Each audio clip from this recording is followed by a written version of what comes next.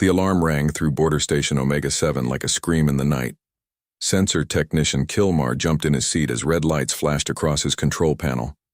His 6 eyes widened as he stared at the display showing something that should not exist. "Commander Vextal to the sensor station now," Kilmar called through the ship's communication system. His voice shook with fear and confusion. Commander Vextal rushed across the bridge of the massive patrol station. His blue skin turned a darker shade as stress filled his body. He had been running border patrols for 20 years and had never seen anything like this. "What is it, Kilmar?" Vextal asked as he looked over the technician's shoulder at the glowing screen. "Sir, we have a contact approaching from the outer system. Speed is impossible. Energy signature is unknown. Ship design matches nothing in our database." Kilmar's voice got higher with each word. Vextal studied the readings. The object was moving faster than their best military ships could travel, much faster. The energy coming from it was unlike anything the Zephyrian Empire had ever seen. Most strange of all, their computers could not identify what kind of ship it was. "Distance?" Vextal asked.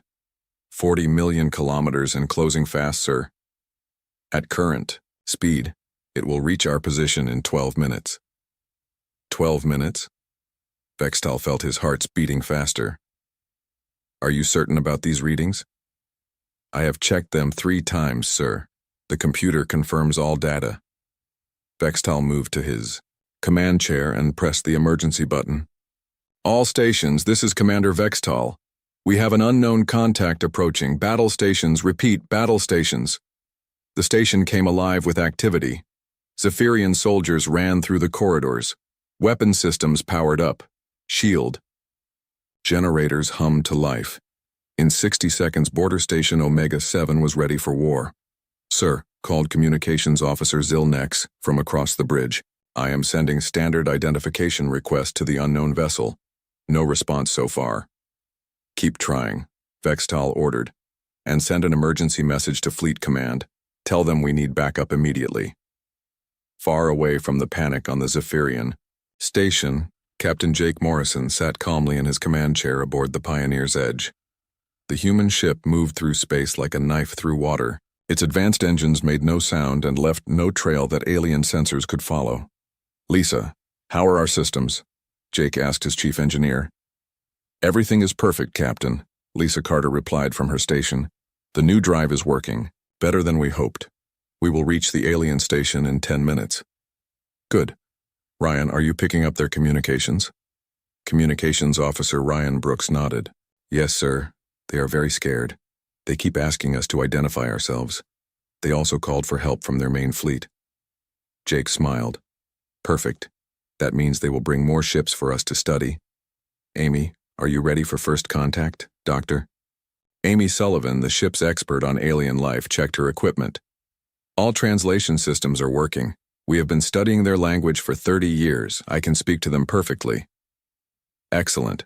Remember, everyone, we stick to the plan. We have been watching these aliens for a long time. We know how they think. We know how they fight. We know their technology. They know nothing about us." The Pioneer's Edge continued toward the Zephyrian station. Inside the ship, the human crew worked with calm confidence. They had trained for this moment for years. Earth had been preparing for first contact with alien civilizations for decades. Back on the Zephyrian station, the situation was getting worse. The unknown ship was now close enough for detailed scans, but the results made no sense. "Sir," Kilmar called out, "I am getting very strange readings from the alien vessel." "What kind of strange?" Vextal asked. "The ship appears to be scanning us, but I cannot detect how they are doing it. Our sensors cannot penetrate their hull. It is like they have some kind of advanced shielding that blocks all of our scans. That is impossible. Our sensors can scan through anything." "Not this ship, sir. Also, the vessel has stopped accelerating. It is now moving at a steady speed toward us." Vextal looked at the main display screen. The unknown ship was now visible as a small dot growing larger. "How long until it reaches us?" 5 minutes, sir." "Any response to our identification requests?" "None, sir," Zilnex replied. "They are completely silent.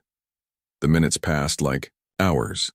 Every Zephyrian on the station watched as the alien vessel approached. It looked unlike any ship they had ever seen. The hull was smooth and dark. No visible weapons could be seen, but that made it more frightening, not less. "Sir!" Kilmar suddenly shouted. "The alien ship has stopped." "Stopped? Where?" "Exactly at the edge of our weapon range, sir. They stopped at the precise distance where our guns cannot reach them." A cold feeling ran through Vextal's body. How? Could the aliens know exactly where their weapons could reach? How could they know the range of Zephyrian military equipment? "Sir," Zilnex called out, "I am receiving a communication from the alien vessel." "Put it on the main screen," Vextal ordered. The screen flickered and then showed the face of a strange creature. It had only 2 eyes, pale skin, and hair on top of its head. The creature looked directly at them and spoke in perfect Zephyrian language. "Greetings, Commander Vextal of Border Station Omega-7. I am Captain Jake Morrison of the human vessel Pioneer's Edge. We request safe passage through your territory. We come in peace and wish to establish diplomatic relations with the Zephyrian Empire." The bridge of the station fell completely silent. Every Zephyrian stared at the screen in shock. The alien knew their language perfectly. It knew the commander's name. It knew the name of their station. Most terrifying of all, it knew exactly where to stop to avoid their weapons. How long had these humans been watching them? Commander Vextal stared at the human face on his screen. The alien creature looked calm and patient, while every Zephyrian on the bridge felt terror in their hearts. How could this human speak their language so perfectly? How did it know his name? "You are human?" Vextal asked, trying to keep his voice steady. "Yes, Commander. We are from the planet Earth. We have been observing your empire for some time and decided it was time to make contact." The words hit Vextal like a physical blow. Observing for some time. That meant these humans had been watching them without being detected. The most advanced military in the galaxy had been spied on by an unknown species. "How long have you been watching us?" Vextal demanded. Captain Morrison smiled on the screen. "Long enough to learn your language, understand your customs, and study your technology. We wanted to make sure we could communicate properly when we met." Behind Vextal, Communications Officer Zilnex was frantically sending messages to Fleet Command. His clawed hands moved quickly across his control panel as he transmitted emergency signals to every major military base in the sector. "Sir," Sensor, Technician Kilmar whispered, "I am detecting more energy signatures approaching from the inner system. Fleet Command is sending ships." Vextal felt a small amount of relief. Soon, Admiral Kethmos would arrive with the 3rd Battle Fleet. 12. Warships against one alien vessel. The humans would have to surrender or be destroyed. "Captain Morrison," Vextal said, "you have entered Zephyrian space without permission. You must surrender your vessel for inspection." The human on the screen tilted his head slightly.